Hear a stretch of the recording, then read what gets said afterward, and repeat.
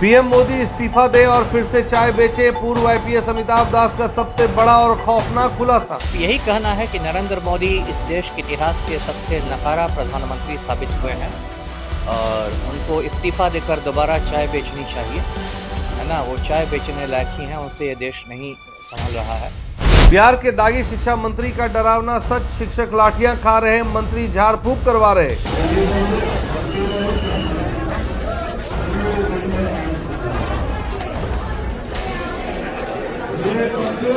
देश भर में भयंकर आर्थिक तबाही का अलर्ट, क्या इसलिए पीएम कह रहे हैं सोना तेल मत खरीदो।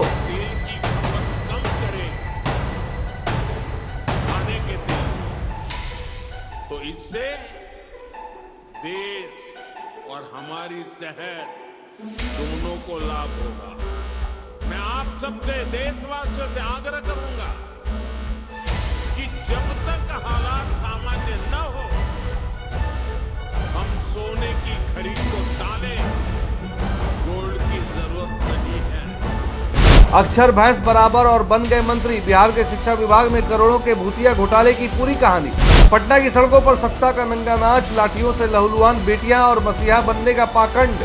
बिहार के पूर्व आईपीएस अमिताभ दास ने केंद्र और बिहार सरकार की कार्यप्रणाली की एक बेहद खौफनाक और शर्मनाक तस्वीर उजागर की है। देखिए BMW न्यूज बिहार पर exclusive. Study MBBS in Russia and Nepal. Visit Officers Colony, Mirchai Bari, Katihar. Admissions open now. Rus MBBS. We give wings to your dream. आज हम बात करेंगे उस लंतरानी की, उस बकैती की जो दिल्ली के सिंहासन से शुरू होकर पटना के गलियारों में सरेआम नंगी नाच रही है। एक तरफ हमारे प्रधानमंत्री जी हैं जो तेलंगाना जाकर ज्ञान की ऐसी गंगा बहा रहे हैं कि जनता उसमें गोते खा खा कर डूबने वाली है। कह रहे हैं सोना मत खरीदो, खाने का तेल कम खाओ, घर से काम करो, कम से कम प्राइवेट ट्रांसपोर्ट इस्तेमाल करो, पब्लिक ट्रांसपोर्ट इस्तेमाल करो। मतलब कल को कह देंगे कि भाई सांस भी एक दिन छोड़ के लो, इससे देश का ऑक्सीजन बचेगा। और दूसरी तरफ हमारे बिहार के शिक्षा मंत्री हैं, बिना चुनाव जीते बैकडोर से मंत्री बन गए हैं और उन पर भ्रष्टाचार के ऐसे ऐसे आरोप हैं कि सुनकर 900 चूहे खाकर बिल्ली हज को चली वाली कहावत भी शर्म आ जाए। नमस्कार, आप देख रहे हैं BMW न्यूज़ बिहार। आज पूर्व आईपीएस अमिताभ दास जी ने जो बम फोड़ा है उसके छर्रे दिल्ली से लेकर पटना तक चुभ रहे हैं। दास जी ने BMW न्यूज़ बिहार के कैमरे पर सीधे सीधे कह दिया कि देश के सबसे नकारा प्रधानमंत्री को अब झोला उठाकर वापस चाय की केतली पकड़ लेनी चाहिए। तो चलिए आज इस पूरी भगचोदर व्यवस्था का पोस्टमार्टम करते हैं। पूर्व आईपीएस अमिताभ दास एकदम फुल फॉर्म में है। उन्होंने प्रधानमंत्री के उन 5 सूत्रों की धज्जियां उड़ा दी हैं जो उन्होंने तेलंगाना में दिए थे। तेल कम खाओ, सोना कम खरीदो। अरे साहब, जनता के पास अब खरीदने को बचा ही क्या है? खून का तो आपने वैसे ही तेल निकाल दिया है। दास जी ने 2 टूक शब्दों में कहा है कि नरेंद्र मोदी भारत के इतिहास के सबसे नकारा और विफल प्रधानमंत्री साबित हुए हैं। सुनिए क्या कुछ कह रहे हैं। यही कहना है कि नरेंद्र मोदी इस देश के इतिहास के सबसे नकारा प्रधानमंत्री साबित हुए हैं और उनको इस्तीफा देकर दोबारा चाय बेचनी चाहिए, है ना। वो चाय बेचने लायक ही हैं, उनसे ये देश नहीं संभल रहा है। तो आपने सुना कि कैसे नरेंद्र मोदी को उन्होंने कहा कि वो भारत के इतिहास के सबसे नकारा और विफल प्रधानमंत्री साबित हुए हैं। 12 साल से राज कर रहे हैं। अच्छे दिनों का जो ढोल पीटा था वो अब फट चुका है। 15 लाख रुपए, 2 करोड़ रोजगार, ये सब ऐसी लंतरानी की थी कि अब जनता खुद को ठगा हुआ महसूस कर रही है।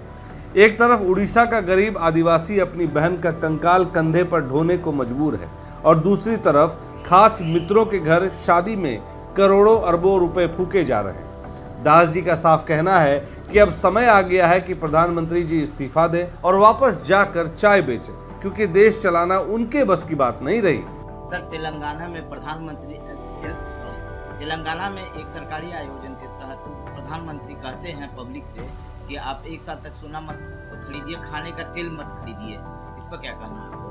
अब यही कहना है कि नरेंद्र मोदी इस देश के इतिहास के सबसे नकारा प्रधानमंत्री साबित हुए हैं और उनको इस्तीफा देकर दोबारा चाय बेचनी चाहिए, है ना। वो चाय बेचने लायक ही हैं, उनसे ये देश नहीं संभल रहा है। देखिए, प्रधानमंत्री ने कल जो तेलंगाना में कहा है उसकी बहुत चर्चा हो रही है। उसने 5-6 सूत्र दिए हैं देशवासियों को। एक तो कहा कि अगले 1 साल तक आप सोना मत खरीदिए। एक कहा है कि आप घर से ज़्यादा काम कीजिए, है ना, वर्क फ्रॉम होम जिसको कहते हैं, पेट्रोल की बचत होगी। फिर उन्होंने कहा है कि हाँ, खाने का तेल का कम इस्तेमाल कीजिए, विदेश यात्रा नहीं कीजिए, ये नहीं कीजिए, वो नहीं कीजिए, स्वदेशी अपनाने की बात। अब देखिए ये सारी बातें जो हैं, इससे लग रहा है कि देश पर कोई बहुत गहरा आर्थिक संकट आने वाला है। प्रधानमंत्री की बातों से ये लग रहा है, बड़े-बड़े अर्थशास्त्रियों का भी ये मामला है कि देश कोई बहुत बड़ा आर्थिक संकट का सामना करने वाला है। और ये तो एक तरह से उनकी विफलता है कि 12 सालों से वो इस देश पर राज कर रहे हैं। और दर्शकों को याद होगा जब वो सत्ता में आए थे, उन्होंने कितनी बातें की थी, अच्छे दिनों की बात की थी और कहा था कि 100 दिनों में देश का काला धन विदेशों से आ जाएगा, हर हिंदुस्तानी के अकाउंट में 15-15 लाख रुपए आ जाएंगे, हर साल 2 करोड़ युवाओं को रोज़गार मिलेगा, स्मार्ट सिटी 100 बनेगी।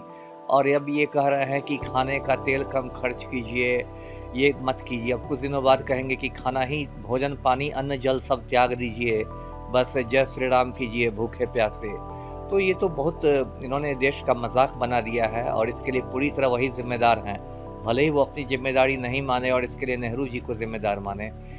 पिछले 12 सालों में जिस तरह से नरेंद्र मोदी और गौतम अडानी ने देश को लूटा है, उसके बाद आम आदमी की कमर टूट गई है महंगाई से, भ्रष्टाचार से, और ऐसी अब बातें कह रहे हैं तो विपक्ष भी हमलावर हो गया। जी सर, जहाँ प्रधानमंत्री ये कह रहे हैं वहीं बीजेपी के काफिला निकलती है, जब तो सौ गाड़ियों कतार रहती है।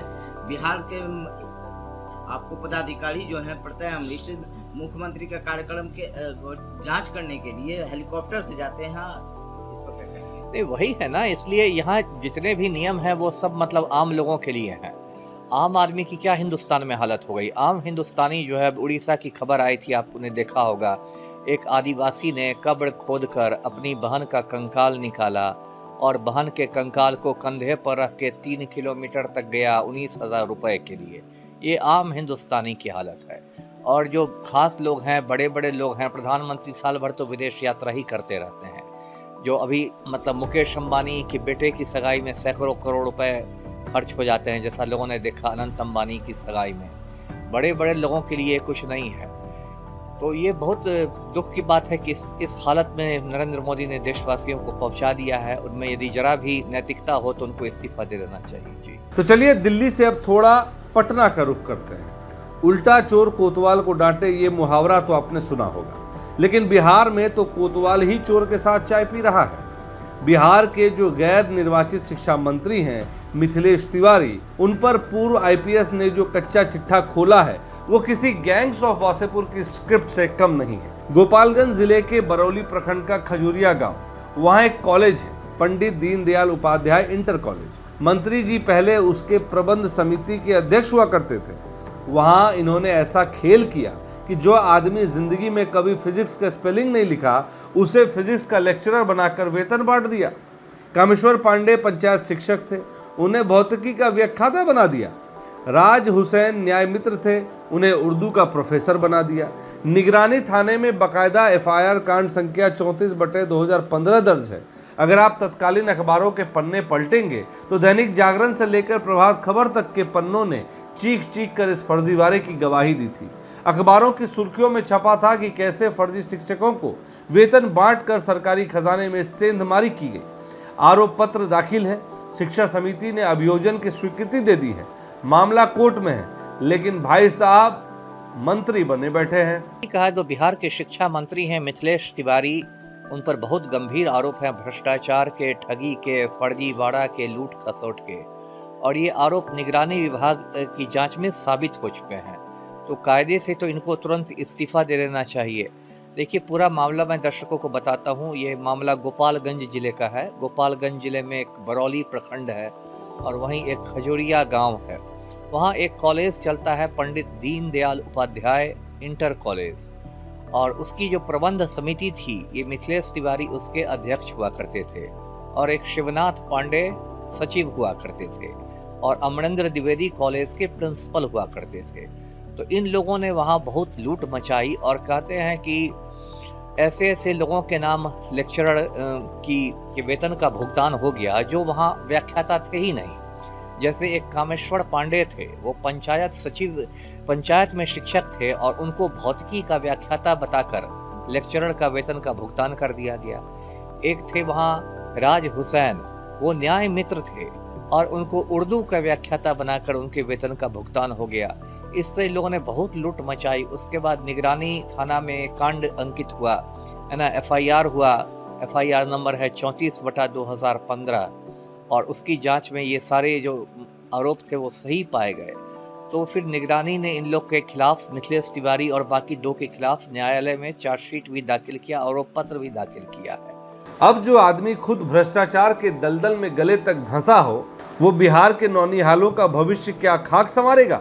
और तो और जो खुद शिक्षा का मंदिर चलाता हो, उसका एक वीडियो आजकल खूब वायरल है। मंत्री जी एक मंदिर में बैठकर बकायदा झाड़ फूक करवा रहे हैं। ओझा गुनी से तंत्र मंत्र चल रहा है। काला अक्षर भैंस बराबर वाली कहावत तो सुनी थी, यहाँ तो शिक्षा मंत्री झाड़ फूक बराबर हो गया है। जो आदमी खुद अंधविश्वास में अखंड डूबा है, वो दूसरों को विज्ञान और गणित क्या पढ़ाएगा? ये तो वही बात हो गई कि अंधा बांटे रेवड़ी, पुनी पुनी अपनों को दे। अमिताभ दास ने इस पाखंड पर करारा तमाचा जड़ते हुए कहा है कि जिनमें रत्ती भर की नैतिकता बची हो, उन्हें तो चुल्लू भर पानी में डूब मरना चाहिए।